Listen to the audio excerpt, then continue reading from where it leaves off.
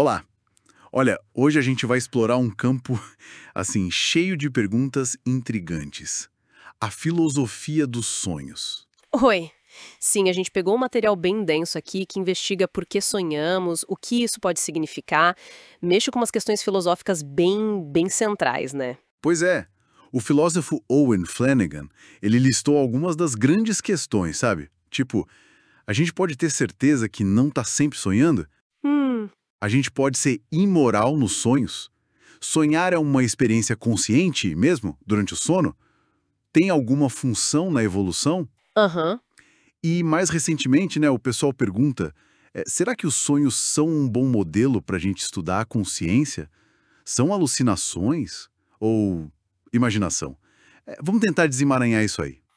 Bom, talvez a gente pudesse começar pela dúvida clássica, aquela do Descartes, né? Sim, a do será que estou sonhando agora?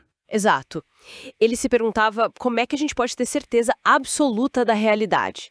Porque, vamos combinar, os sonhos às vezes parecem tão reais, tão vívidos quanto a vida aqui acordada. Totalmente. Se os sonhos já enganaram a gente antes, como é que a gente sabe que não tá sonhando agora mesmo? É o ponto de partida clássico do ceticismo, não é? Essa ideia de que, se a experiência de sonhar pode ser, assim, indistinguível da de estar acordado, Sim, aí a nossa confiança nos sentidos fica meio abalada, né? exatamente. Mas, claro, surgiram contrapontos, objeções. O Thomas Hobbes, por exemplo, ele sugeriu que a vida acordada geralmente não tem aquele nível de absurdo que às vezes a gente encontra nos sonhos. Ah, interessante esse ponto. E o John Locke, ele focou na dor. Ele questionava se a dor num sonho podia ser tão genuína, sabe? Tão lancinante quanto a dor física real. Aham. Para ele, essa seria uma diferença crucial, uma marca para distinguir. Mas essa distinção da dor parece que foi desafiada depois, certo? Eu li sobre uns estudos mais recentes que sugerem que dores bem localizadas, Sim. embora não seja comum, podem acontecer em sonhos. Isso parece que complica um pouco a ideia do Locke, né? Complica bastante. E talvez até reforce a dúvida original do Descartes sobre como é difícil traçar essa linha com certeza. Pois é, e isso leva a gente para outra questão central. Os sonhos são de fato experiências conscientes?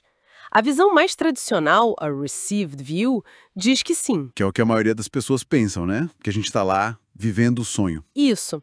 Só que essa ideia foi bem questionada por filósofos como Norman Malcolm e o Daniel Dennett. O Malcolm argumentou que a própria noção é meio incoerente. Incoerente como? Bom, como você pode estar consciente durante o sono se o sono, por definição, envolve inconsciência? E além disso, ele dizia que é inverificável. A gente só tem o relato da pessoa depois que ela acorda. Entendi. E o Dennett? Ele levou isso mais longe ainda, não foi? Com aquela ideia de que talvez nem exista experiência durante o sonho. Exatamente. É uma ideia bem contraintuitiva. O Dennett sugeriu que sonhos poderiam ser só uma espécie de gravação de conteúdos feita inconscientemente enquanto a gente dorme.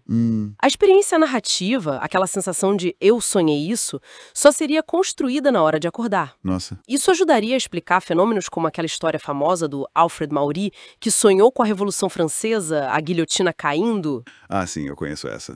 só para acordar e perceber que a cabeceira da cama tinha caído no pescoço dele. O sonho todo parece ter sido criado instantaneamente por aquele estímulo que o acordou. Caramba!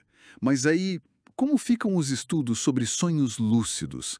Aqueles do Stephen Labert, por exemplo.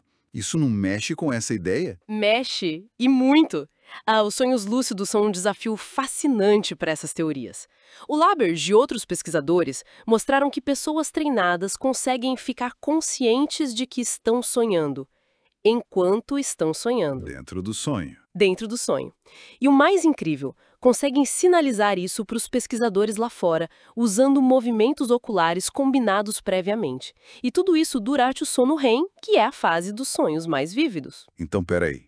Isso sugere que a consciência e até a capacidade de agir de propósito podem sim estar presentes durante o sono. Exatamente. Isso parece ir contra tanto a ideia do Malcolm, de que não dá para verificar ou comunicar, quanto a do Dennett, de que a experiência só surge depois. Precisamente.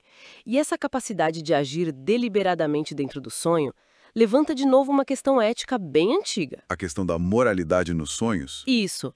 Santo Agostinho achava que a gente não era moralmente responsável pelo que acontecia nos sonhos.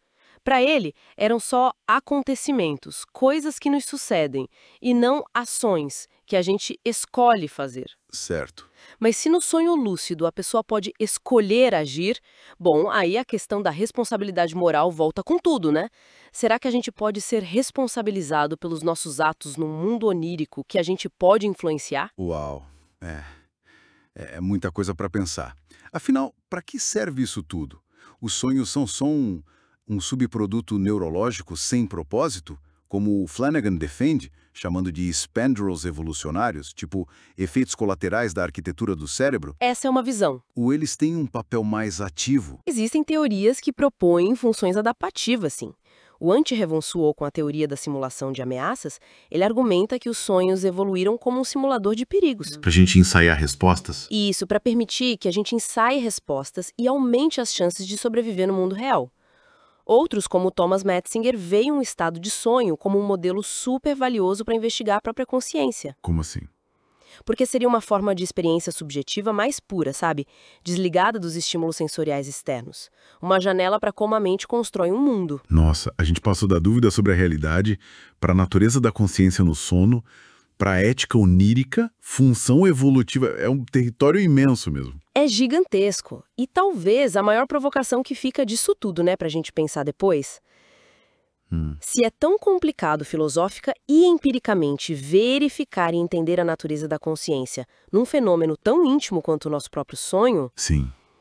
o que isso diz sobre o desafio monumental que é tentar entender ou avaliar a consciência em outras mentes, sejam elas humanas ou, quem sabe um dia, né, inteligências artificiais. Nossa, é uma ótima pergunta para fechar. Fica aí a reflexão. Fica a reflexão. Gente, encontro vocês em outro podcast. Não esqueçam de se inscrever no nosso canal.